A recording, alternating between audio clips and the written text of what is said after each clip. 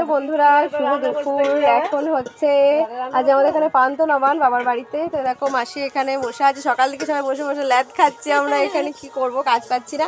আর এখন আজকে হচ্ছে মাটন কষা। তো মাটন কষা তোমাদের সঙ্গে দেখাচ্ছি, একটু দেখো। এই দেখো বন্ধুরা, আমাদের পেঁয়াজটা ভাজা হচ্ছে মাটনের জন্য। তো আমাদের রান্নাটা হাঁড়িতেই হচ্ছে। হাঁড়িতে কিন্তু রান্না খুব ভালো হয়, মাংস রান্না, যে কোনো মাংস রান্না হাঁড়িতে ভীষণই ভালো হয়। আর এখানে বাবা মাংসটা নিয়ে এসছে, তো সেটা এখন ঢালা হচ্ছে। এখানে প্রায় রয়েছে 1.5 কেজি মাংস, মানে মাটন, খাসির মাংস।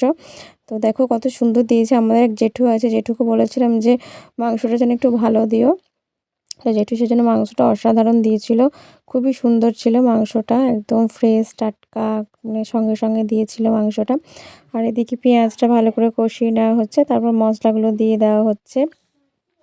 কাঠের উনুনে রান্না হচ্ছে, বুঝতেই পারছো কত সুন্দর হতে পারে রান্নাটা। কাঠের, শীতকালে বিশেষ করে কাঠের জালে রান্না করে না, খুব মানে শান্তি আছে। যদিও আমি কাঠের জালে রান্না করতে পারি না, কিন্তু আমার বাড়ির সবাই পারে। তো এখানে আমাদের কিন্তু রান্না কিন্তু দেখো কমপ্লিটও হয়ে গেছে। আর এত সুন্দর মানে কালারটা এসেছিলো না, কি বলবো তোমাদের। কিন্তু একটাই দুঃখের ব্যাপার যে আলুগুলো না সব গলে গেছিলো। খাসির মাংস বুঝতে পারছো অনেকক্ষণ ফুটেছে, তো সেই জন্য আলুগুলো একদম মানে গলে মানে মিশে গেছে। তো খুবই মনটা খারাপ লাগছিলো, যেহেতু মানে মাংসের আলু খেতে আমি ভীষণ ভালোবাসি, সেই জন্য। তো এখানে আমার মাসিমণিকে ডাকা হলো, মাসিমণি এসেছিলো।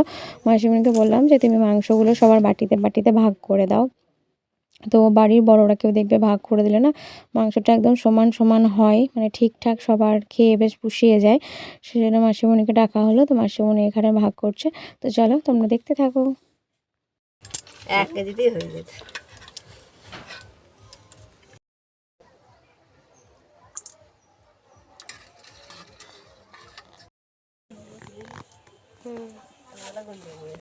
তো এখন আমরা খাওয়া দাওয়া করতে বসে পড়েছি, অনেকটা বেলাও হয়ে গেছে আজকে। তো সবাই মিলে আমরা দেখো একসাথে খেতে বসেছি।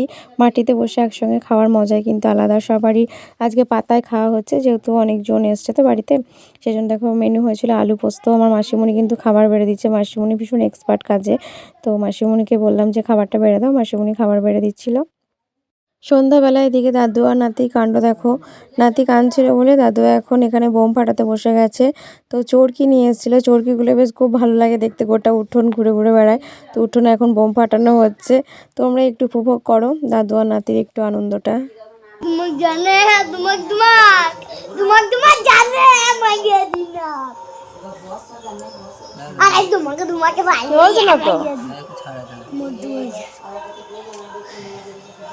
जाने है वही दीना तुम्हारे मत जाने ना है दीना